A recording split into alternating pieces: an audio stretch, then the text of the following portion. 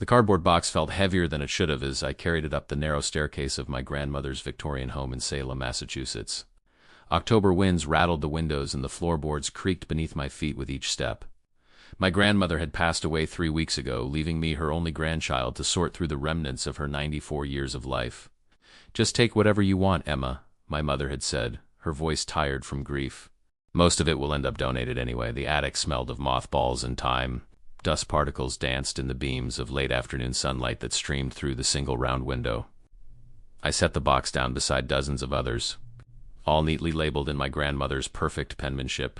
Christmas decorations, 1970s. Richard's Navy uniform, baby clothes. This particular box was simply labeled Family Photos, 1920s. I hadn't planned to open it immediately, but something about it called to me. Perhaps it was knowing these were the oldest family photographs we had, or maybe it was simply the historian in me drawn to artifacts from the past. I carefully sliced through the yellowed packing tape and folded back the cardboard flaps. Inside lay dozens of black and white photographs, some in frames, others loose and curling at the edges. Most were familiar: my great-grandparents on their farm, my grandmother as a child with her siblings, family gatherings around tables laden with food. But one photograph at the bottom of the box made me pause. It was housed in an ornate silver frame, tarnished with age. A couple stared back at me, posed formally as was the style in that era. According to the inscription etched on the bottom of the frame, it was dated 1926, exactly a century ago. The man wore a dark three-piece suit with a pocket watch chain visible across his vest. The woman was dressed in a light-colored dress with a drop waist, her hair styled in a fashionable bob. They were sitting side by side, hands clasped between them, smiling at the camera. Something about their expressions struck me as odd, though I couldn't immediately place what it was. Their smiles seemed pleasant enough, normal even, yet I felt an inexplicable chill as I studied their faces. I didn't recognize them. They weren't my great-grandparents. I knew their faces well from other photographs. Perhaps they were friends of the family or distant relatives. I flipped the frame over, hoping for a note or identification, but the backing was blank save for the photographer's stamp. Thorne Photography Studio, Boston, Massachusetts. As I returned the photograph to its upright position, a small piece of paper slipped out from behind the backing and fluttered to the floor. I picked it up, a yellowed newspaper clipping, its edges crumbling with age. The headline read, "Local couple missing under mysterious circumstances." The date was November 2nd, 1926. The article was brief. Mr. and Mrs. Edward and Clara Thompson of Beacon Hill were reported missing yesterday when Mr. Thompson failed to appear at his law office for 3 consecutive days. Neighbors reported no unusual activity at the Thompson residence, though several mentioned not having seen the couple since their return from a photography session on October 29th. Police have found no signs of foul play. The investigation continues. I looked back at the photograph. Could this be the Thompsons? The couple who disappeared? A cold weight settled in my stomach as I realized the date of their photography session matched the date inscribed on the frame. I reached for my phone and took a picture of the old photograph, then zoomed in to study their faces more closely. And that's when I saw it, what had been causing my unease. Their smiles were too wide, unnaturally so. In the magnified image, I could see how the corners of their mouths stretched almost to their ears, an anatomical impossibility. And their eyes, while they appeared normal at first glance, held no warmth, no light. They were dead eyes, staring out from smiling faces. This was the last known image of Edward and Clara Thompson. That night, I couldn't sleep. The image of those 2 wide smiles kept returning to me in the darkness of my grandmother's guest bedroom. Outside, the wind had picked up, sending branches scraping against the windows like skeletal fingers seeking entrance. I reached for my phone on the nightstand and pulled up the photograph again. In the blue glow of the screen, the couple's expressions seemed even more disturbing. I zoomed in further on their faces, studying the unnatural stretch of their lips, the emptiness in their eyes. It was then that I noticed something I'd missed before, a reflection in the glass of a window visible behind them. The reflection was blurry, but I could make out what appeared to be a third figure standing behind the photographer. Just a shadowy silhouette, tall and thin, watching the scene. A chill ran down my spine. I put the phone down and tried to reason with myself. Old photographs often contained anomalies. The long exposure times required subjects to hold unnaturally stiff poses. Smiles could appear strange due to the discomfort of holding them for so long. The reflection could be anything: an assistant, another client waiting their turn, a coat rack even. But none of these rational explanations quieted the unease growing inside me. Morning couldn't come fast enough. As soon as it was a reasonable hour, I called my mother. Do you know anything about a couple named Edward and Clara Thompson? I asked after exchanging pleasantries. I found their photograph in one of Grandma's boxes. There was a pause on the other end of the line. Where'd you find that? My mother's voice had changed, grown tighter. In a box of old family photos in the attic. Why? Did you know them? Another pause, longer this time. They weren't family exactly. Clara Thompson was my grandmother's, your great-grandmother's best friend from childhood. A photograph was given to her after they disappeared, so they really did disappear. I found a newspaper clipping about it with the photo. My mother sighed. Yes, they vanished without a trace. It was quite the scandal at the time. Edward was from a prominent Boston family, and Clara came from money too. Their disappearance was never solved. But why would Grandma keep their photograph all these years if they weren't family? Because of what happened afterward, my mother said quietly. Your great-grandmother believed there was something wrong with that photograph. She claimed it changed. Changed? How? She said their smiles grew wider over time, that sometimes late at night she would find their eyes following her around the room. Eventually, she gave it to her daughter, your grandmother, because she couldn't bear to have it in her house anymore. I stared at the photograph on my phone screen. That's disturbing. It's just superstition, my mother said quickly. Grief makes people imagine things. Clara was her dearest friend, and her disappearance was traumatic. But Emma, maybe you should put that photograph away, store it back in the attic, or donate it somewhere. After hanging up, I returned to the attic and retrieved the framed photograph. In the clear light of day, the couple's expressions still disturbed me, but they didn't seem quite as extreme as they had appeared in my phone's magnification. I took the photograph to my laptop and scanned it at the highest resolution my portable scanner could manage. Then I opened the digital file in my photo editing software and zoomed in on their faces again. Their smiles were definitely abnormal, stretching too far across their faces, revealing too many teeth. But was it just the photography techniques of the era? I began researching 1920s portrait photography, comparing the Thompson photograph to others from the same period. None of the other examples I found showed smiles like theirs. As I continued to study the digital scan, I noticed something else in the background, a small business card visible on a table behind the couple, enhancing and sharpening the image. I could just make out the text, Thorne Photography Studio, and an address on Newbury Street in Boston. I checked my phone. The studio was just a 30-minute drive away. Did it still exist after all these years? Probably not in its original form, but perhaps the building remained. Maybe there were records, archives that could tell me more about this final portrait and the couple who never made it home. I grabbed my keys. The mystery of Edward and Clara Thompson had gotten under my skin, and I needed answers. Newbury Street had transformed dramatically since 1926, evolving from a neighborhood of small businesses and residences into one of Boston's most fashionable shopping districts. Designer boutiques and upscale restaurants now lined the historic brownstones.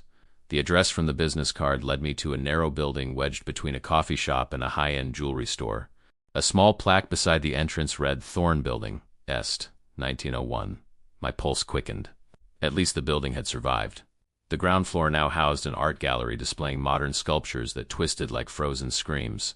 A directory in the lobby indicated that the upper floors contained various businesses, law offices, a literary agency, a graphic design firm, and to my surprise, Thorne Historical Archives on the top floor.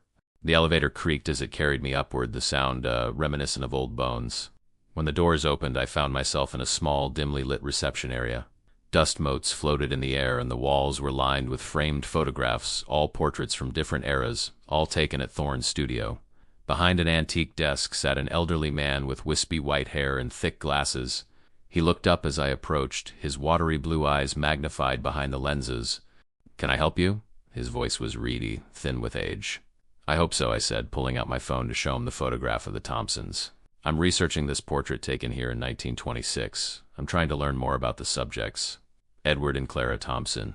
The old man's face changed as he looked at the image, the polite smile slipping from his lips. "Where did you get this?" he asked sharply. "It belonged to my great-grandmother. She was friends with Clara Thompson." He stared at me for a long moment, then pushed himself up from his chair with obvious effort. "Follow me," he said, moving toward a door at the back of the reception area. Beyond the door lay a vast room filled with filing cabinets, shelves of leather-bound ledgers, and walls covered with more photographs. The old man shuffled to a particular cabinet and pulled open a drawer, rifling through files with gnarled fingers. "The Thompsons," he muttered. "Yes, I remember the story. Before my time, of course, but my grandfather spoke of it often. Your grandfather, Ezekiel Thorne, he founded the studio in 1901. The old man extracted a file and placed it on a nearby table. I'm Harold Thorne. This has been a family business for over a century. He opened the file to reveal more photographs of Edward and Clara. Thompson candid shots taken before or after the formal portrait session. They looked normal in these images, their smiles natural, their eyes alive. There was also a copy of the same newspaper clipping I'd found, along with several other articles documenting the ongoing investigation into their disappearance. The Thompsons were the last clients my grandfather ever photographed, Harold said quietly. What do you mean? After they disappeared, there was an investigation. Police questioned my grandfather extensively. He was the last person to see them alive, after all. The scandal nearly ruined the business. Harold adjusted his glasses. But that wasn't why he stopped taking photographs. It was because of what happened during that session. I felt a chill despite the stuffiness of the archive room. What happened? Harold's eyes met mine. According to my grandfather's journal, something changed in the Thompsons during the session. They arrived cheerful, excited about having their portrait taken. But as the session progressed, they became different. Their expressions altered. Their personalities seemed to fade, replaced by something else. Something else? I echoed. My grandfather described it as though they were being hollowed out from within and filled with something foreign. Harold tapped a leather-bound journal on the table. He wrote that by the end of the session, when he took that final portrait, they weren't the same people who had walked in. They smiled too widely. Their eyes had changed. But that's impossible? Perhaps. Harold shrugged. My grandfather was a rational man, not given to flights of fancy. Whatever he experienced that day affected him deeply. He never took another photograph. He destroyed most of the equipment used in that session and converted the business to a photo development service. Instead, I glanced down at the journal, then back at Harold. May I? He hesitated, then nodded. You've come this far. The journal entries were written in a cramped, precise hand. I flipped October 29th, 1926 and began to read Thompson session today. Started normally. Mrs. Thompson nervous, as many subjects are.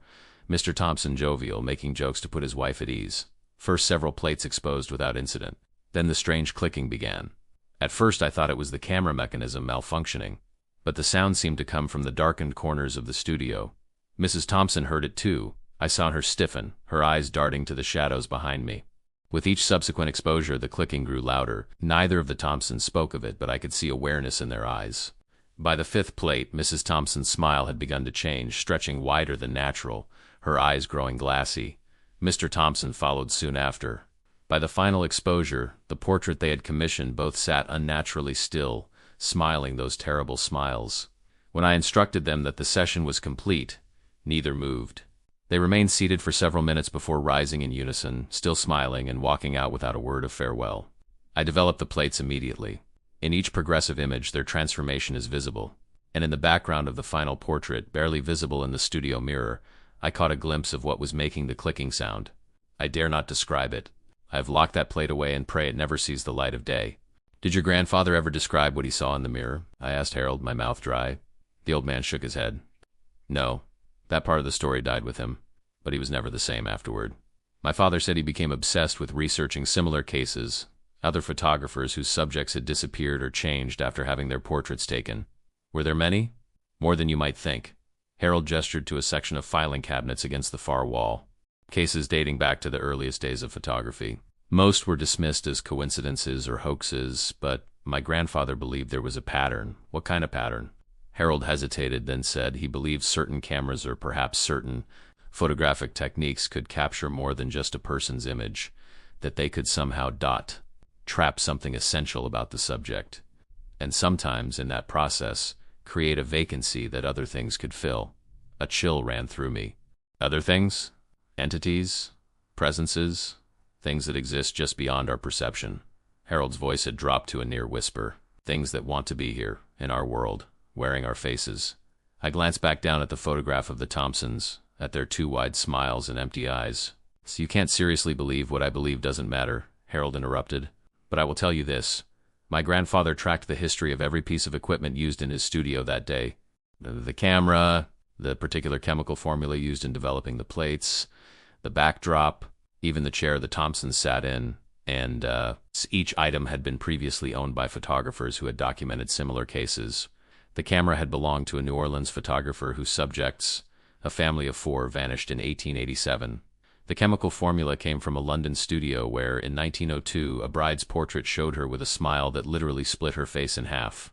The chair had been part of a Chicago studio where, in 1919, a portrait subject went home after his session and murdered his entire family, arranging their bodies to recreate the pose from his photograph.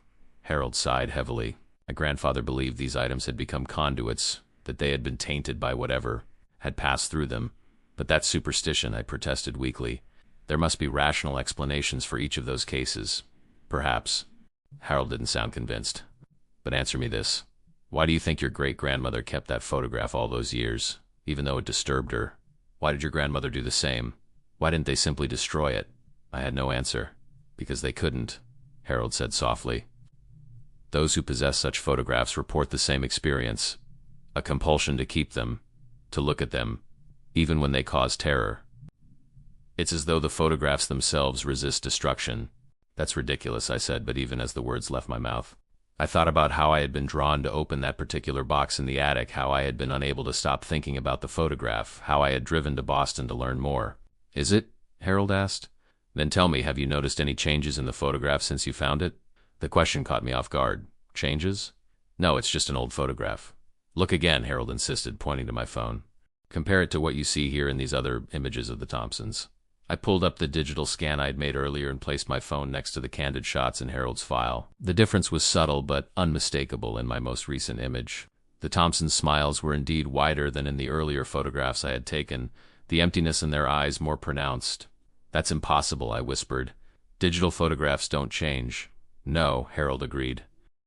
But whatever is in that portrait, whatever took the place of Edward and Clara Thompson, it's active, growing stronger. And now it has connected with you. What are you saying? I'm saying you should have left that photograph in the attic, Ms. I don't believe I caught your name. Emma, I supplied automatically. Emma Mitchell. Harold's eyes widened behind his thick glasses. Mitchell?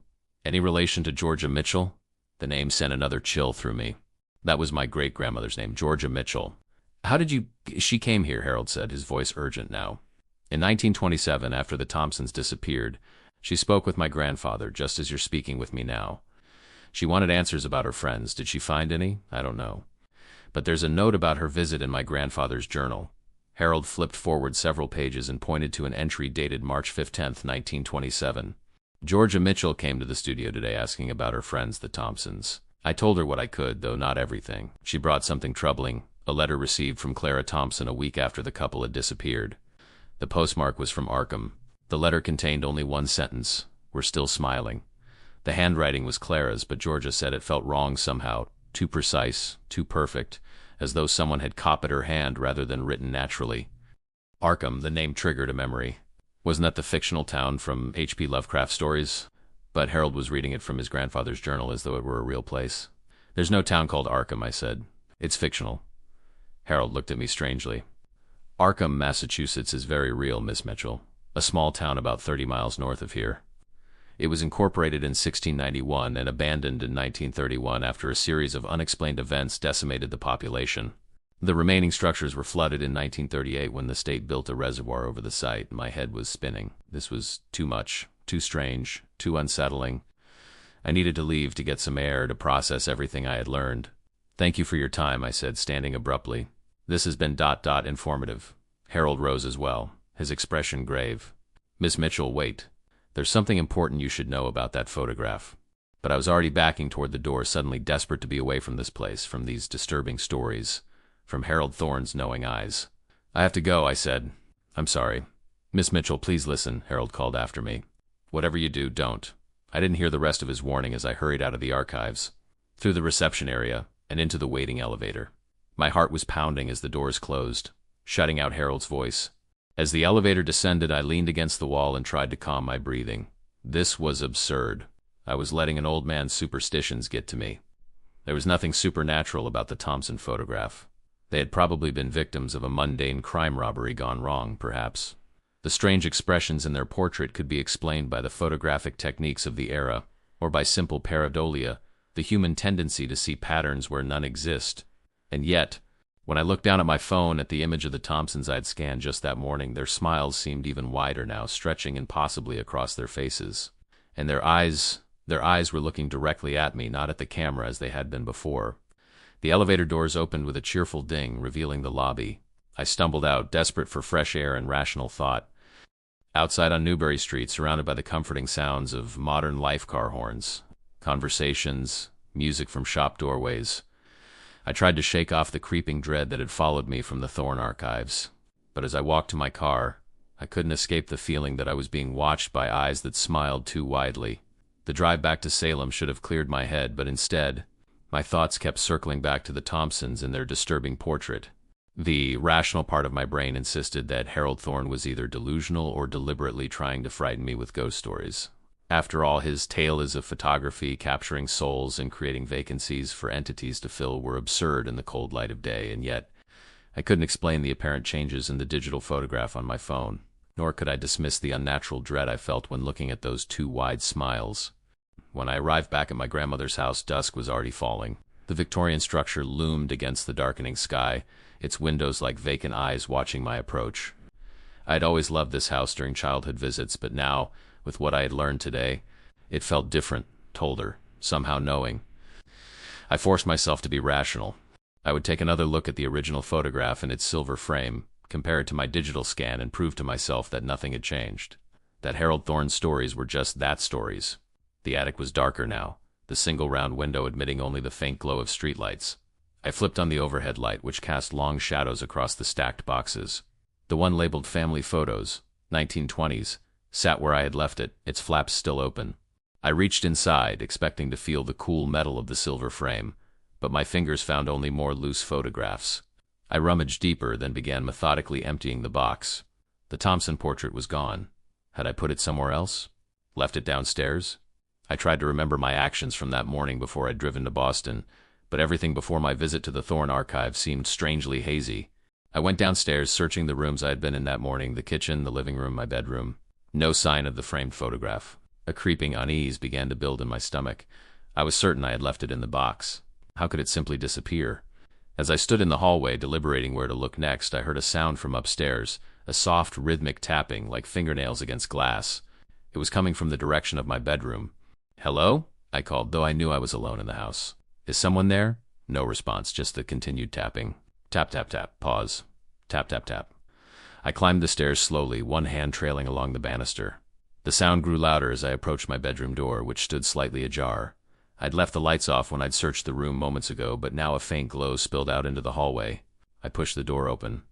The room was empty, but on the nightstand beside my bed, the silver-framed photograph of the Thompsons gleamed in the moonlight streaming through the window. I was absolutely certain it hadn't been there minutes ago when I'd searched the room. The tapping sound was coming from the photograph itself, as though someone were knocking from inside the frame, wanting to be let out, or perhaps wanting me to come in. Despite every instinct screaming at me to leave the room, to leave the house entirely, I found myself moving toward the nightstand. The tapping grew more insistent as I approached, quickening like an excited heartbeat. I picked up the frame. The glass was warm to the touch, almost feverishly so, as though the photograph beneath it was alive and breathing. And the Thompsons, their faces had changed again. Their smiles now literally split their faces in half, extending up toward their ears in a grotesque parody of human expression. Their eyes were completely black, no whites visible at all, and they stared directly at me with an intelligence that transcended the two-dimensional surface of the photograph. As I stared in horror, unable to look away, I noticed something else. The background of the portrait had changed too. No longer were the Thompsons seated in a photography studio. Now they sat in what appeared to be a living room with a stone fireplace. My living room. My grandmother's living room downstairs. A wave of vertigo hit me. This was impossible. I dropped the photograph onto the bed and backed away, but the tapping followed me, growing louder, more demanding. My phone rang, startling me so badly I nearly fell. I fumbled it from my pocket with trembling hands. The caller ID showed Thorne Archives. "Hello?" My voice was barely a whisper. "Miss Mitchell." Harold Thorne's reedy voice sounded urgent. "I've been trying to reach you. You left before I could warn you." "Warn me about what?" I asked, though I suspected I already knew. "The photograph. It's trying to establish a connection with you, just as it did with your great-grandmother, and with your grandmother after her. It's been waiting for someone from your bloodline to find it again." That's crazy," I stammered. But even as I denied it, I could feel the truth of his words. There was a pressure building in my mind, like something pushing against the inside of my skull, trying to get in. Listen carefully, Harold continued. Whatever you do, don't look at their reflections. The Thompsons aren't in that photograph anymore. They haven't been since 1926. What you're seeing are shells, puppets being worn by something else, something that wants to wear you next. The tapping from the photograph had risen to a frantic pace, like hail against a window. How do I stop it? I asked, desperation edging my voice. You need to, Harold's voice cut out, replaced by static and a sound like distant clicking. Harold, I called into the phone. Are you there? The static cleared, and a voice that was not Harold spoke. We're still smiling, Emma. I dropped the phone as if it had burned me. The voice had been wrong, too smooth, too precise, like someone trying to mimic human speech without understanding its natural cadences. On the bed, the framed photograph had moved. It now lay face down, but as I watched, it began to slide across the bedspread of its own accord, inching toward the edge of the bed nearest to me. I backed out of the room, slammed the door shut, and ran downstairs. I needed to get out of the house, to get away from that photograph. I would drive back to Boston, find Harold Thorne again, demand that he tell me how to end this. But as I reached for the front door, I froze. There, hanging on the wall of the entryway where no picture had hung before, was the Thompson portrait. Except now, there were 3 figures in the photograph: Edward Thompson, Clara Thompson, and standing behind them, hands resting on their shoulders, a figure I recognized with a jolt of horror. It was me, but not me as I was now. This version of me wore clothing from the 1920s, styled to match the Thompsons. And my face bore the same too wide smile, the same black, empty eyes. The tapping sound was all around me now, coming from every wall, every surface, as though the entire house had become the photograph and I was trapped inside it. I scrambled back from the photograph, my heart hammering against my ribs. This couldn't be happening. It defied all logic, all natural laws. And yet there I was, staring at an impossible image of myself from a time before I was born. Think, Emma, think. What had Harold Thorne been trying to tell me before we were disconnected? Something about reflections. Don't look at their reflections, he had said. But what did that mean? I glanced back at the photograph. The background had changed again. Now the 3 figures, Edward, Clara, and the twisted version of myself, sat in what appeared to be the Thorne photography studio from 1926. Behind them, barely visible in the shadowy background, was a tall, thin figure, its shape suggesting something not quite human. And then I understood. The reflections Harold had warned about weren't in mirrors. They were in the photographic paper itself. Something had used the photograph as a window, looking out at the world through the faces of the people captured in the image, and now it wanted to add my face to its collection. I needed to destroy the photograph. But how? Harold had implied that these photographs resisted destruction, that they somehow compelled their owners to keep them. Even now, despite my terror, I felt a strange reluctance to damage the silver frame or the image it contained. Fire. It had to be fire. I ran to the kitchen, grabbed a box of matches from the drawer, and hurried back to the entryway. The photograph still hung on the wall, but the image had changed yet again. Now all 3 figures, Edward, Clara, and my doppelganger, were looking directly at me, their black eyes following my movements, their 2 wide smiles seeming to widen even further as I approached with the matches. The tapping sound intensified, becoming a furious pounding that shook dust from the ceiling. I struck a match, my hands trembling so badly I nearly dropped it. As I held the flame toward the photograph, the image began to ripple, as though the surface of the paper had become liquid. The faces of the Thompsons and my double began to elongate, stretching toward the glass of the frame like they were trying to push through it. The glass itself began to bulge outward. I touched the flame to the bottom corner of the frame. For a moment nothing happened. The fire seemed to recoil from the photograph, the flame bending away as if pushed by an invisible force. I pressed the match harder against the frame, and finally, it caught. The effect was immediate and terrifying. As flames licked up the side of the frame, a high-pitched keening filled the air like the sound of distant screaming. The pounding grew more desperate, and the faces in the photograph contorted in fury, their mouths opening to reveal rows of teeth too numerous, too sharp to be human. The glass of the frame shattered outward, and I threw myself to the floor, covering my head as shards rained down around me. When I looked up, the photograph itself was burning, the paper curling and blackening at the edges. And then I saw it emerging from the burning photograph like smoke given form, the tall, thin figure from the background. It unfolded itself impossibly, its limbs too long, too jointed, its head a shapeless mass with no discernible features except for what might have been eyes, dozens of them blinking in unison. It reached for me with fingers like camera shutters, opening and closing with that same clicking sound I had heard in the Thorne archives. I scrambled backward on all fours, unable to look away from the horror emerging from the burning photograph. It was only partially in our world, its lower half still somehow contained within the frame, but it was pulling itself free, inch by inch, as the fire consumed the paper that had been its prison and its window. "No," I gasped, finally finding my voice. "Go back. You don't belong here." The thing paused, its many eyes focusing on me with terrible intelligence. When it spoke, its voice was like the rustling of dried leaves. "We have waited so long. Since the first camera obscura trapped a fragment of our essence in this world, since the first photographic plate created a doorway, we have been patient, passing from image to image, wearer to wearer." It continued to pull itself from the burning frame, more of its impossible body manifesting in my grandmother's entryway. "Your bloodline has kept us close for generations. Your great-grandmother, your grandmother, and now you. The connection is strong, perfect for our purpose." "What purpose?" I managed to ask, still backing away. "To wear you, to be you, to walk in your world with your face, seeing through your eyes." Its voice changed, becoming a chorus of all the voices it had stolen, including, I realized with horror, the voices of Edward and Clara Thompson, just as we wore them. The flames had consumed nearly half the photograph now, and the creature was becoming more substantial, more present in my reality. I needed to complete the destruction before it could fully emerge. I lunged forward, grabbed the burning frame from the wall, and threw it into the fireplace in the living room. The creature shrieked, a sound like glass breaking and film rewinding, as it was yanked backward, still partially bound to the photograph. I grabbed the fireplace poker and pushed the burning frame deeper into the grate, then turned on the gas to increase the flames. The creature thrashed and fought, its elongated limbs grasping at the air, trying to find purchase, to pull itself back into our world. "You cannot destroy us," the entity hissed, its voice now a cacophony of stolen sounds. "We exist between moments, between glimpses. We are what watches from every darkened lens, what waits in every captured smile." The flames grew higher, consuming more of the photograph. The creature's form began to waver, becoming less substantial as its anchor to our world burned away. Its many eyes blinked frantically, some closing forever as the fire ate through the image. I kept the poker firmly pressed against the frame, ensuring it remained in the heart of the flames despite the creature's attempts to pull it free. My grandmother's living room filled with acrid smoke that burned my lungs and stung my eyes, but I didn't dare look away.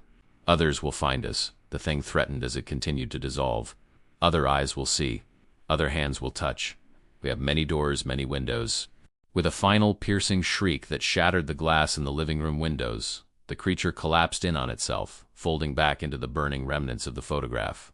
The flames flared brilliant blue for an instant, then subsided to normal orange and yellow as they consumed the last scraps of photographic paper and charred the ornate silver frame. I sat on the floor before the fireplace, shaking uncontrollably, watching until nothing remained but ashes in the blackened, twisted metal of the frame. The tapping had stopped. The house was silent except for the gentle crackle of the dying fire and my own ragged breathing. It was over, or at least I desperately hoped it was. I spent the night curled on the sofa, unwilling to return to my bedroom where the photograph had first reappeared. I didn't sleep, couldn't sleep, my mind racing with questions that had no rational answers. When morning finally came, I called Harold Thorne again. This time he answered on the first ring, as though he had been waiting by the phone. "Miss Mitchell," he said, his voice filled with relief. "You're alive." "Barely," I replied, my own voice hoarse from smoke and screaming. "What was that thing? What did it want?" "I've spent my life researching that question," Harold said wearily. "My grandfather called them the Watchers, entities that exist just beyond our perception, in the spaces between what we see and what we don't. Photography created a bridge for them, a way to reach into our world. But why? What do they want? To experience, to feel, to live as we do." I could hear pages turning on Harold's end of the line. "My grandfather believed they envy us our physical existence, our ability to touch and taste and feel. They want what we have, and they've found that by inhabiting the images of people, they can create a kind of connection, a channel through which they can experience our world." "The Thompsons," I said. "Did they take them?" "Yes and no." The physical bodies of Edward and Clara Thompson were found in 1939 during the construction of the Arkham Reservoir. They were discovered in the basement of an abandoned house, seated side by side, hands clasped, just as in their portrait. They had been dead for 13 years, but their bodies showed no signs of decomposition. "And their faces... What about their faces?" I asked, though I already knew the answer. "They were frozen in those same wide, impossible smiles." I shuddered. remembering the grotesque stretching of their mouths in the photograph, how the smiles had seemed to grow wider over time. Your great-grandmother suspected something was wrong with the photograph, Harold continued. That's why she came to see my grandfather. He warned her to destroy it, but she couldn't, either because of the compulsion these artifacts create in their owners, or because some part of her still hoped her friend, Clara, might somehow return, so she passed it to my grandmother instead. Yes, and your grandmother kept it hidden away until her death. When you found it, Harold sighed heavily. These things are patient. They can wait decades, centuries even, for the right person to find them. But I destroyed it, I said. The photograph is gone. That particular doorway is closed, Harold agreed. But there are others, thousands of others, scattered throughout the world. Old photographs, daguerreotypes, tintypes, any image where the subject's expression seems ... wrong, where their smile is too wide or their eyes too empty. A chill ran through me as I remembered the walls of the Thorn archives, lined with portraits from different eras. How many of those contained watchers looking out at the world through stolen faces? What do I do now? I asked. Be vigilant, Harold advised. They know you now. They've connected with you. They may try to reach you through other photographs. And whatever you do, Miss Mitchell, don't have your portrait taken. The weeks following my encounter with the entity in the Thompson photograph passed in a haze of anxiety and paranoia. I finished sorting through my grandmother's belongings in record time, donating most items without examining them too closely, afraid of what else I might find hidden away in boxes and drawers. I returned to my apartment in Cambridge with only a few mementos, some jewelry, my grandmother's favorite books, a quilt she had made when I was a child. I left all the photographs behind, even innocent family snapshots. I couldn't bear to look at them. Couldn't help searching each frozen smile for signs of something wrong, something other. Harold Thorne had become my reluctant mentor in the aftermath. We spoke weekly, him sharing the knowledge accumulated by 3 generations of his family, me desperately trying to understand what had happened and how to protect myself from it happening again. They're attracted to certain bloodlines, Harold explained during one of our conversations. People with what my grandfather called photographic auras, individuals who are particularly visible to the watchers, who shine more brightly across the divide between their world and ours. And my family has this ... aura, I asked. Your great-grandmother certainly did, and it appears you do too. Harold paused. Have you noticed anything unusual since returning home? Any strange experiences with photographs or reflective surfaces? I hesitated. I hadn't told Harold about the nightmares really that had plagued me since destroying the Thompson portrait. Dreams of walking through an endless gallery of portraits. All the subjects smiling too widely, all their eyes following me as I passed. Dreams where I stopped before a blank frame and saw my own reflection beginning to stretch and distort. Nothing unusual, I lied. Everything's been normal, but things weren't normal. I had removed all mirrors from my apartment, covered the glossy screen of my television when it wasn't in use, avoided looking at my reflection in windows and glass doors. I had deleted all photographs from my phone and laptop, canceled my social media accounts with their archives of selfies and group photos. Most significantly, I had taken a leave of absence from my job as a history professor at the university, a job that had frequently required me to work with historical photographs and documents. I couldn't bear to look at old images anymore, couldn't shake the fear that I might find more faces with too wide smiles and empty eyes watching me from the past. I was sitting in my stripped-down apartment, curtains drawn against the afternoon sun, when my phone rang. The caller ID showed Boston Public Library. I hesitated before answering. Hello, Professor Mitchell? A woman's voice, professional and pleasant. This is Diana Winters from the Boston Public Library's Special Collections Department. I'm calling because we've received a donation that I believe will be of particular interest to you, given your research on early 20th century New England families. My throat tightened. What kind of donation? A collection of photographic plates and prints from the 1920s, primarily portraits of Boston society families. The donor specified that you should have first access to them for your research. They're quite remarkable. The clarity and preservation are exceptional. Who was the donor? I asked, though I suspected I already knew. That's the odd thing, Diana said. The collection was delivered anonymously. The only indication of its source was a card that said, from the archives of Thorne Photography Studio. Does that mean anything to you? My blood ran cold. Harold Thorne would never have donated his family's archives, especially not with my name attached to them. Which meant ... Professor Mitchell. Are you still there? Yes, I managed. When did this donation arrive? Just this morning. The curator was quite excited. He said these plates might contain the last known images of several prominent families who disappeared under mysterious circumstances in the late 1920s. Disappeared, like the Thompsons. I'm sorry, but I'm no longer researching that topic, I said quickly. In fact, I've taken a leave of absence from the university.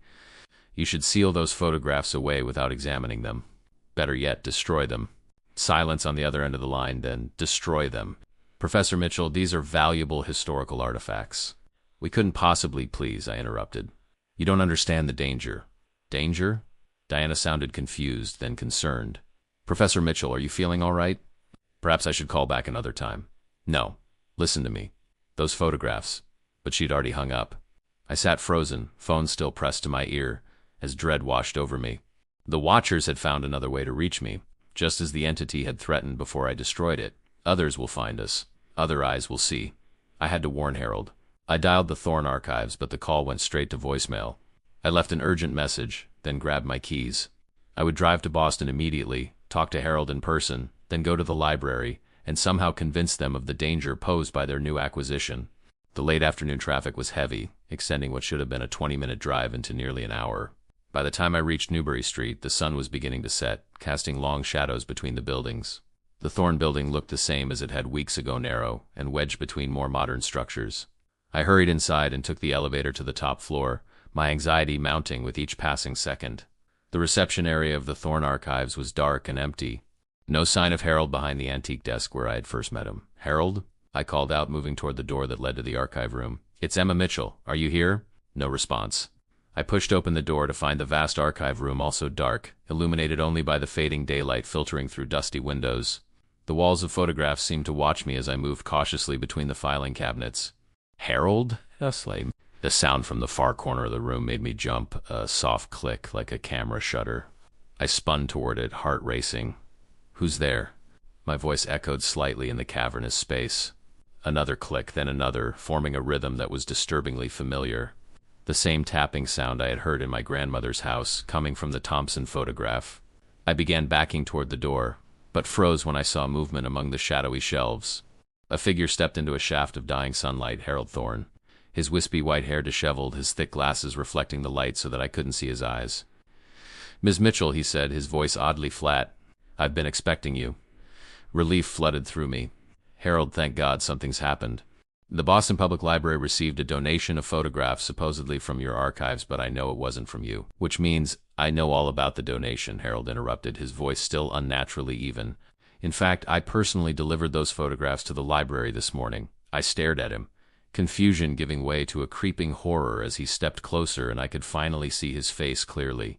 His eyes were wrong, completely black, no whites visible at all, and his mouth was stretched in a too wide smile that extended far beyond the natural corners of his lips.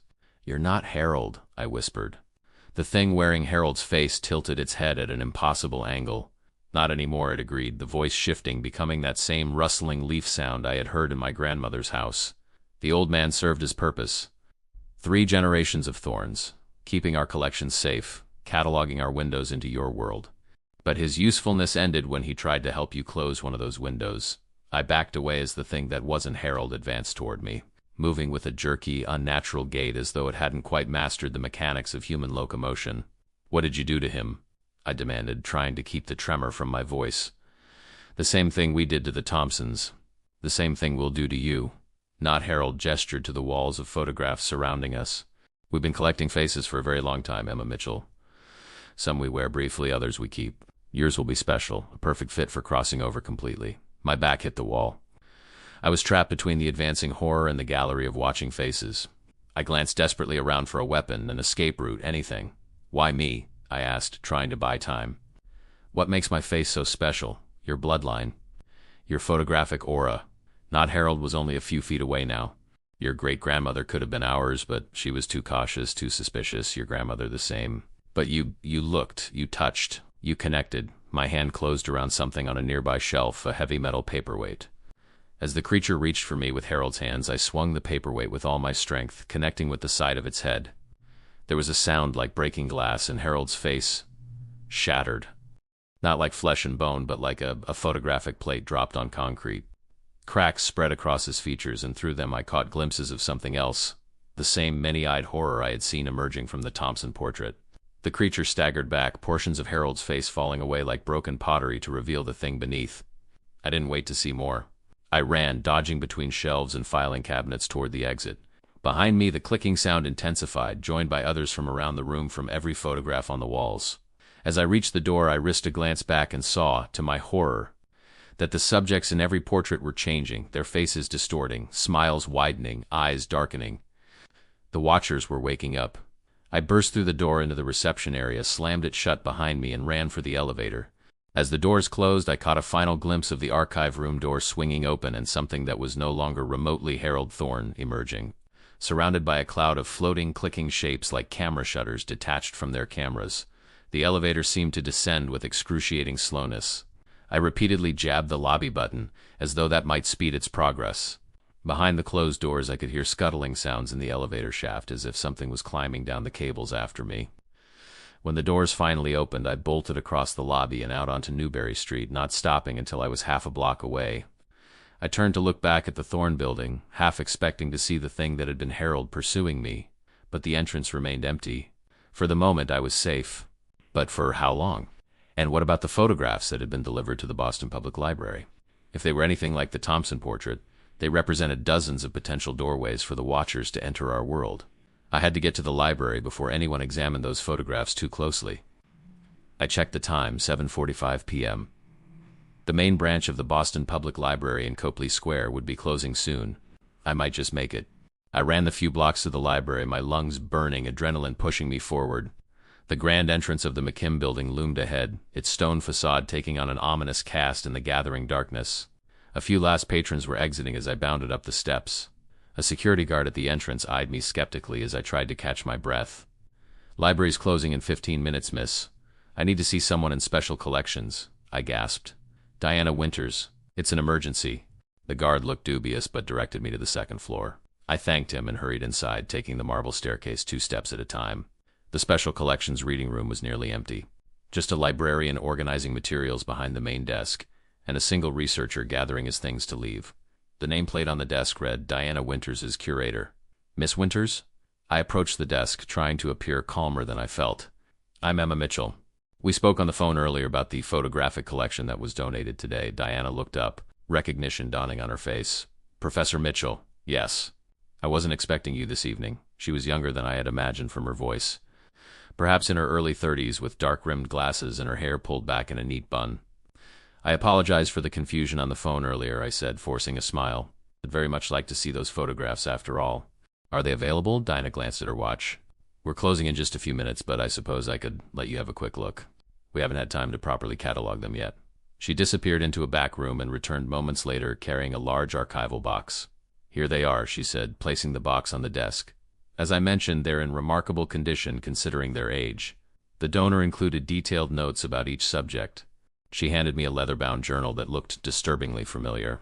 It was Ezekiel Thorne's journal, the same one Harold had shown me, containing his accounts of the Thompson session and subsequent investigations. My hands trembled slightly as I took it. "Thank you," I said. "Would it be possible for me to examine these alone? My research is somewhat sensitive." Diana hesitated, then nodded. "I need to help close up the reading room anyway. You have about 10 minutes before we lock the doors." She moved away to assist the remaining researcher with checking out materials. As soon as she was out of earshot, I opened the box. Inside were dozens of glass photographic plates and printed photographs, all carefully wrapped in acid-free tissue paper. I unwrapped the first plate and held it up to the light.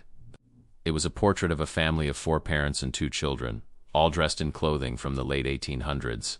Their expressions were normal at first glance, but as I looked closer, I could see the beginning stages of what had happened to the Thompsons.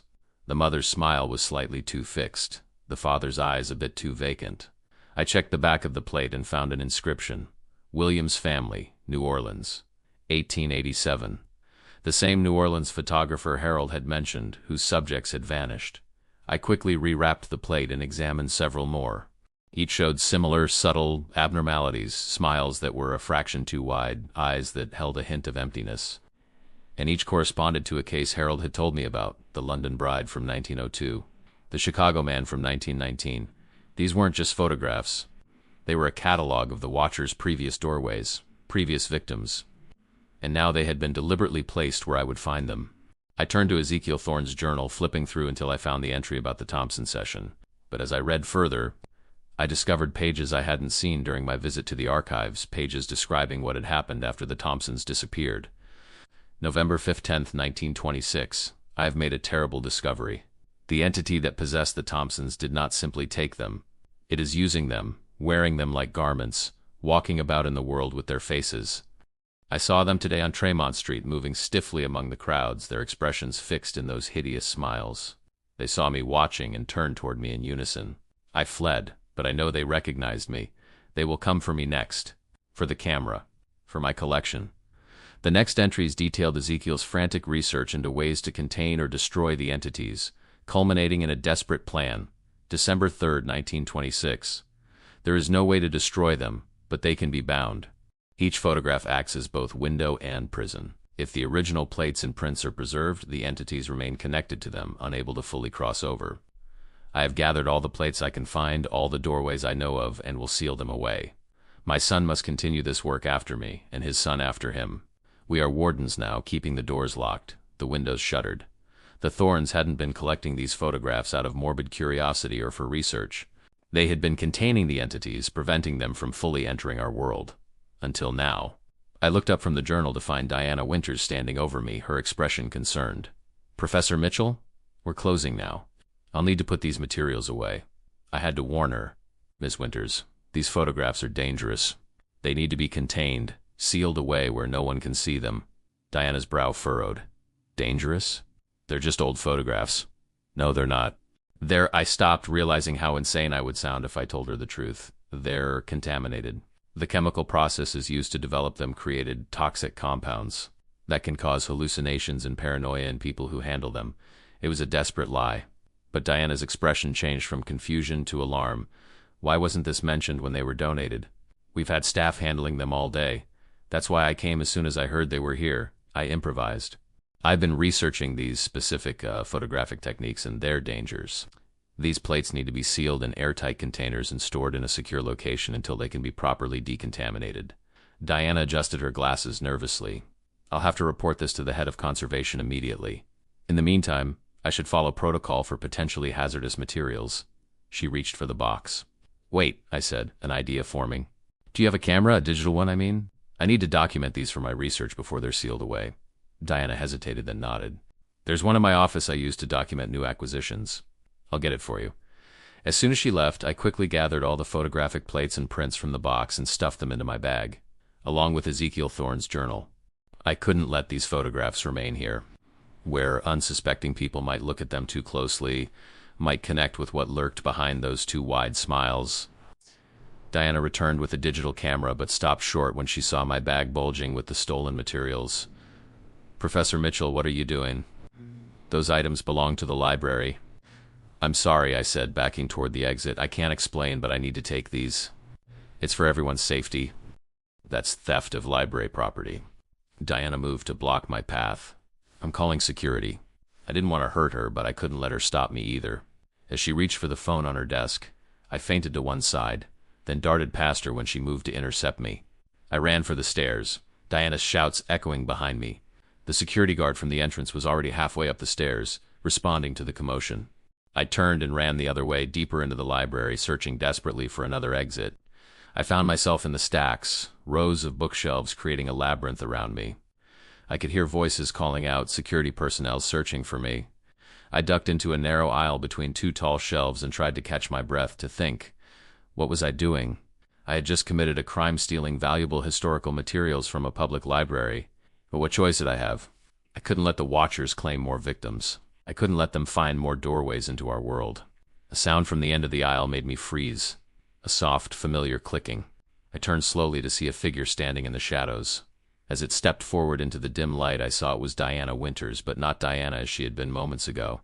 Her face had changed, her smile stretching unnaturally wide, her eyes dark and empty. When she spoke, her voice had that same rustling quality I had come to dread. "We knew you would come for them, not," Diana said. "Just as we knew you would try to take them away. But you can't steal what already belongs to us." I backed away, clutching my bag of photographs tightly. How did you change her so quickly?" The thing wearing Diana's face tilted its head at that same wrong angle. "The process has already begun in anyone who has looked at our faces today. The curator, the conservator, the security guards. All of them are becoming ours, piece by piece, smile by smile. Horror washed over me as I realized the implications. Everyone who had handled or viewed these photographs since they arrived at the library was being changed, being hollowed out to make room for the watchers. "Why are you doing this?" I demanded. "What do you want?" "We told you already not," Deanna said, advancing slowly down the aisle toward me. "We want to wear you, all of you, to live in your world, to feel what you feel." Its smile widened impossibly further. "And thanks to you, we're closer than we've ever been." "Me?" "I destroyed your doorway. I burned the Thompson photograph." "You did. And in doing so, you released us from it. Burning a doorway doesn't destroy what waits behind it. It only sets it free." Not Deanna gestured to my bag. "And now you've gathered all our remaining doorways in one place, making it so much easier for us to reclaim them." I felt sick as I realized my mistake. I had been manipulated from the beginning, finding the Thompson photograph, being drawn to investigate it, destroying it in exactly the way that would release the entity it contained. And now I had collected even more of these doorways, these vessels for the watchers. "You won't get them," I said, though my voice shook. "I'll destroy them all." "You can try," Not Deanna agreed. "But first, you'll have to escape. And everyone in this building is already becoming us. There's nowhere for you to run, Emma Mitchell. No one left to help you." As if to emphasize the point, 2 security guards appeared at the other end of the aisle, both wearing those same 2 wide smiles, both moving with that same jerky, unnatural gait. I was surrounded. I glanced frantically between Not Diana and the approaching security guards. My options were rapidly dwindling. Then I remembered something from Ezekiel Thorne's journal, something about the entities being bound to their photographic prisons. I reached into my bag and pulled out one of the glass plates, holding it up like a shield. "Stay back," I warned, "or I'll break it." The effect was immediate. Not Diana froze, her too wide smile faltering for the first time. The security guards also stopped their advance, their black eyes fixed on the fragile glass plate in my hand. "You don't understand what you're threatening, Not," Diana said, her voice no longer confident. "Breaking the plate won't destroy us, it will only set you free," I finished. "Maybe, but you seem awfully concerned about it, which makes me think there's more to it than that." I took a step forward, still holding the plate. "Ezekiel Thorne wrote that you remain connected to these photographs, that they bind you somehow. What happens if I shatter this connection?" The thing wherein Diana's face hissed a sound like film unspooling too quickly. "You're playing with forces beyond your comprehension." "Probably," I agreed. "But I'm willing to take that risk if it means stopping you." I adjusted my grip on the plate. "Now back off and let me leave, or find out what happens when I break this." For a tense moment, no one moved. Then slowly, Not Diana and the security guards backed away, creating a path for me to escape. I kept the plate held high as I edged past them, never turning my back. "This isn't over, Not," Diana called after me as I reached the end of the aisle. "We've waited centuries. We can wait a little longer." I didn't respond, just turned and ran, still clutching the glass plate in one hand and my bag of photographs in the other. I found a side exit, set off the emergency alarm as I pushed through it, and emerged into the cool night air of Copley Square. I didn't stop running until I reached my car, constantly checking over my shoulder for pursuers. None appeared, but I knew they would be coming. The watchers had infiltrated the library staff and security. They would report the theft, describe me to the police. I was now a criminal, a fugitive. As I drove out of Boston, heading west on the Mass Pike, I tried to formulate a plan. I couldn't go home. That would be the first place they'd look for me. I needed somewhere safe to examine the photographs and journal more carefully, to figure out how to destroy these doorways without releasing what lurked behind them. I remembered Harold mentioning Arkham, the abandoned town that had been flooded to create a reservoir, the place where the Thompsons' bodies had eventually been found. If the Watchers had a connection to that location, perhaps there were answers to be found there as well. I drove through the night, following back roads and avoiding major highways where state police might be on the lookout for me. By dawn, I had reached the western part of Massachusetts, where old forests crowded against the roadside and small towns nestled in valleys between rolling hills. According to my GPS, the Arkham Reservoir should be just ahead. I turned onto a narrow gravel road that wound through dense woods, eventually emerging at the shore of a vast man-made lake. Morning mist hovered over the water, giving it an ethereal, otherworldly quality. Quote, I parked in a small lot used by fishermen and hikers, then consulted a historical map I had downloaded to my phone. If the old town of Arkham had been flooded in 1938, it now lay beneath the calm surface of the reservoir, its buildings and streets preserved in the cold, dark water. But not everything had been submerged. According to the map, some structures on higher ground had remained above water level, including an old church and cemetery on a hill overlooking the valley. That hill was now a small island in the middle of the reservoir. I needed to get to that island. There might be records, artifacts, something to help me understand the connection between Arkham and the Watchers. But how to reach it? I scanned the shoreline and spotted a small dock where several rowboats were tied up, presumably for the use of fishermen. I approached one of the boats, looking around guiltily. Was I really considering stealing a boat now on top of everything else? But what choice did I have? I untied the smallest rowboat, placed my bag of photographs carefully in the bottom, and pushed off from the dock. The reservoir was eerily still, the only sounds the creaking of the oarlocks and the splash of the oars in the water. Mist swirled around me as I rowed, occasionally parting to reveal glimpses of the island ahead. The silhouette of the church spire rose above the trees, a stark black finger pointing accusingly at the sky. It took nearly half an hour of steady rowing to reach the island. I beached the boat on a narrow strip of pebbly shore and pulled it part way onto land to prevent it from drifting away. Then, taking my bag of photographs and Ezekiel Thorne's journal, I made my way up the overgrown path toward the church. The building was in better condition than I had expected, a simple white clapboard structure with a tall steeple, typical of New England churches built in the early 18th century. The doors were secured with a rusted padlock, but one of the stained glass windows had been broken, leaving an opening large enough for me to climb through. Inside, the church was a study in decay pews covered in dust and bird droppings. Hymnals scattered across the floor, the altar stripped of any valuable items long ago, filtered through the remaining stained glass, casting colorful patterns across the detritus. I made my way to the front of the church, where a door beside the altar led to what must have been the pastor's study. This smaller room was in similar disarray, but a massive oak desk still stood against one wall, its surface littered with moldering papers and books. I cleared a space on the desk and carefully unpacked the photographs from my bag. In the daylight streaming through the study's single window, I examined each one more closely, looking for clues, patterns, anything that might help me understand what I was dealing with. As I studied the faces in the photographs, all with those subtle signs of the Watcher's influence, I noticed something I had missed before. In each image, somewhere in the background, was a reflection or a shadow showing the same tall, thin figure I had glimpsed in the Thompson portrait. Sometimes it was clearly visible, sometimes just a suggestion, but it was always there, watching. I turned to Ezekiel Thorne's journal, flipping through the pages I hadn't had time to read at the library. In later entries, he had drawn sketches of the entities as he had glimpsed them, elongated figures with too many joints, heads that were merely clusters of eye-like apertures, limbs that ended in structures resembling camera shutters.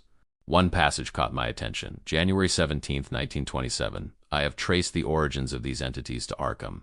The first recorded instance of a watching presence in a photograph was in 1694, when a portrait painter named Jeremiah Orne claimed his subject's face had changed on the canvas, the smile widening, the eyes darkening over the course of several nights. Orne lived and worked in Arkham. This predates photography by over a century, suggesting these entities have always sought ways to view our world, to reach into it. Photography simply provided them with a more effective means, a more perfect doorway. Arkham, 1694. That would have been during the height of the witch trials in Massachusetts. I continued reading. February 3, 1927. I visited what remains of Arkham today. Most residents have fled, but a few stubborn souls remain. An elderly woman named Patience Wheeler told me the local legend that during the witch persecutions, a group of accused witches conducted a ritual on the night before their execution, attempting to summon beings from the space between spaces to avenge them. The ritual allegedly opened a doorway that was never properly closed. According to Wheeler, the accused were not practicing witchcraft before their arrests, but they turned to it in desperation, seeking any power that might save them from the gallows. What they contacted was not what they expected. Wheeler's ancestor was among the accusers. She showed me a family diary from that period describing how, after the executions, the accusers began to experience strange phenomena, their reflections moving independently, their portraits changing overnight, their shadows cast at impossible angles. One by one, the accusers disappeared or died under mysterious circumstances, all found with rictus grins frozen on their faces. A chill ran through me as I read. Ezekiel's conclusion. The entities the condemned witches contacted were not demons or spirits in any traditional sense. They were something else entirely, beings that exist in the spaces between perception and reality, beings that have always watched us from just beyond the veil of our senses, waiting for an invitation, an opening, a door left ajar. Photography didn't create them. It simply gave them better access to our world. Each photograph is a window they can look through, and eventually stepped through. I closed the journal, my mind reeling. If Ezekiel was right, the Watchers had been attempting to enter our world for centuries. The Thompson photograph, all these plates and prints I had gathered, they were just the latest iterations of doorways that had existed in various forms since at least the 17th century, and it had all begun here in Arkham. I looked up from the journal, suddenly aware of how quiet the church had become. No birds called outside, no insects buzzed, no breeze rattled the broken windows. It was as if the world around the island had ceased to exist, leaving me in a pocket of absolute stillness. A soft clicking sound broke the silence, that familiar tapping I had come to dread. It seemed to come from everywhere and nowhere at once, echoing in the empty church. I gathered the photographs and journal quickly, shoving them back into my bag. I needed to leave to get back to the mainland to figure out what to do with these dangerous artifacts. As I turned to exit the study, I froze. Standing in the doorway was a figure I recognized immediately, the thing that had been wearing Harold Thorne's face. But it had changed since I had last seen it. The cracks in its stolen visage had spread, revealing more of the entity beneath a shifting mass of eyes and shuddering apertures contained within a vaguely humanoid outline. "We knew you would come here," it said, its voice now barely recognizable as human, "to the place where we first touched your world, where we first learned to see through your eyes, to wear your faces." I backed away, clutching my bag protectively. "How did you find me? We never lost you." The thing gestured with a hand that was now more like a cluster of camera shutters than human fingers. "From the moment you looked into the Thompson portrait, we have been connected to you. We see what you see. We know what you know." Horror washed over me as I realized the implications. They had been watching through my eyes, reading my thoughts, following my every move. I had never escaped them at all. "What do you want from me?" I asked, playing for time as I glanced around the study for a weapon or escape route. The only exit was blocked by the entity. "What we have always wanted," it replied. "Completion. For centuries we have been limited to glimpses of your world, to brief possessions, to wearing borrowed faces that never quite fit. But you, Emma Mitchell, you are different. Your bloodline has the gift, the perfect aura for us to manifest fully." "My bloodline?" I echoed, remembering what Harold had said about my family having a photographic aura. "Your great-grandmother could have been our vessel, but she resisted. Your grandmother the same. But you came to us willingly, drawn by curiosity, by your need to understand." The entity moved closer, its form seeming to flicker between Harold's cracked face and its true appearance. "And now you have brought us back to where it began. The circle closes." I edged sideways, trying to keep the desk between us. "If you've been watching through my eyes, then you know I intend to destroy these photographs. To close your doorways permanently. You cannot destroy what was never truly created," the entity said. "We existed before your kind learned to capture images. We will exist long after. The photographs merely give us focus, direction, a path to follow." As it spoke, I noticed something on the desk behind me, an old metal letter opener, tarnished but still sharp. I casually placed my hand on it, concealing it from the entity's view. "Then why do you care if I destroy them?" I challenged. "Because they are conduits, amplifiers of our connection to your world. Without them, we must start again, find new doorways, new faces to wear. It is ... inefficient." The entity was now just a few feet away, its form becoming more solid, more present with each passing moment. I could see dozens of eyes blinking asynchronously across its surface, each one focused intently on me. "You brought us what we needed," it continued. "All our scattered windows gathered in one place. And you brought yourself, the perfect vessel. We have waited centuries for someone like you." It reached for me with its shutter hands, and I reacted instinctively, sloshing out with the letter opener. The blade passed through the entity's arm like it was smoke, having no effect. Of course, how could I physically harm something that wasn't fully physical, but I had created a distraction. I darted past the entity, through the doorway, and into the main body of the church. Behind me, I heard that clicking sound intensify, grow angrier. I ran for the broken window I'd entered through. But before I could reach it, the glass in all the windows simultaneously shattered inward, showering the church floor with colored fragments. In each window opening, silhouettes appeared, human-shaped but wrong, all with those same two wide smiles visible even in shadow. The library staff, the security guards, everyone who had looked at the photographs. They had followed me here. I was surrounded. Time seemed to slow as I stood in the center of the abandoned church, encircled by the Watchers and their human vessels. The clicking sound had become a deafening chorus, like thousands of camera shutters firing at once, in my arms. I clutched the bag containing the photographic plates and Ezekiel Thorne's journal, the very things the entities wanted. "There's nowhere left to run," Emma Mitchell said, the thing that had once been Harold Thorne, its voice now joined by others, a dissonant harmony of stolen voices. Give us what is ours, and we will make your transition painless. My mind raced. There had to be a way out, a way to stop them. What had Ezekiel written about destroying the entities? They couldn't be killed in any conventional sense because they weren't conventionally alive. But they could be bound, contained. An idea began to form, desperate, probably futile, but the only option I had left. If I give you the photographs, I said, addressing the main entity, what happens to these people, the ones you're wearing? They're already gone, the entity replied with Harold's ruined mouth. Just empty vessels now, hollowed out to make room for us. There's nothing left to save. I didn't believe that, couldn't believe it. There had to be something of the original people remaining, some spark that could be recovered if the Watchers were removed. And what happens to me, I asked, continuing to stall for time. You are different. Your bloodline has always been different. The entity moved closer, its form solidifying further with each step. You will be our anchor, our perfect vessel for crossing over completely. Through you, we will finally exist fully in your world. Why do you want to be here so badly? What's wrong with your own realm, dimension, whatever it is? The entity paused, its many eyes blinking in unison for once. Our world is ... fading, dying. We have existed for eons in the spaces between perception, in the dark corners where human senses cannot reach. But as your species has evolved, as your technologies have advanced, those spaces have diminished. There are fewer shadows for us to dwell in, fewer moments between moments. For the first time, I felt a flicker of something almost like sympathy for these ancient alien beings. They were fighting for survival, clinging to existence in any way they could. But that didn't excuse what they had done, hollowing out innocent people, wearing them like suits, destroying lives that weren't theirs to take. I understand wanting to survive, I said, edging backward toward the altar, but not at the cost of others. There must be another way. There's no other way, the entity insisted. We have searched for centuries. This is our only path to continuation. We had reached an impasse. There would be no negotiating with the Watchers, no peaceful resolution. It was them or us. I made my decision. In one fluid motion, I upended my bag onto the altar, spilling out the photographic plates, prints, and Ezekiel's journal.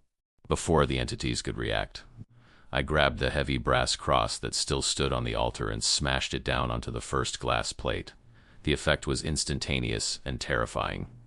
As the plate shattered, a high-pitched wail filled the church, and the entity that had been Harold convulsed, parts of its form seeming to collapse in on themselves.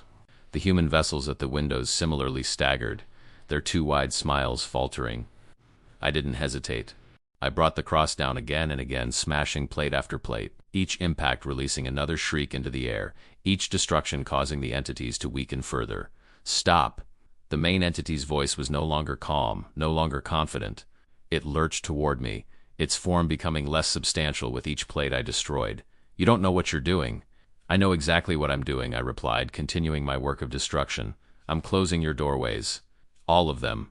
With each plate I shattered. I felt a strange energy building in the church, not dissipating as the entities weakened, but concentrating, focusing. The air began to shimmer, reality itself seeming to thin around us. I realized too late what was happening. By destroying all the doorways at once, in this place where the first connection had been made, I wasn't banishing the Watchers back to their realm. I was creating a new doorway, a massive one, fueled by the combined energy of all the smaller doorways I had just closed. The entities seemed to realize this at the same moment I did. The clicking sound changed, became almost triumphant, as the shimmering in the air coalesced into a visible tear in reality, a vertical split in the fabric of space itself, hovering above the altar. At last, the main entity breathed, its form beginning to reshape, strengthen, as it approached the tear. The final doorway, the permanent crossing. I had made a terrible mistake.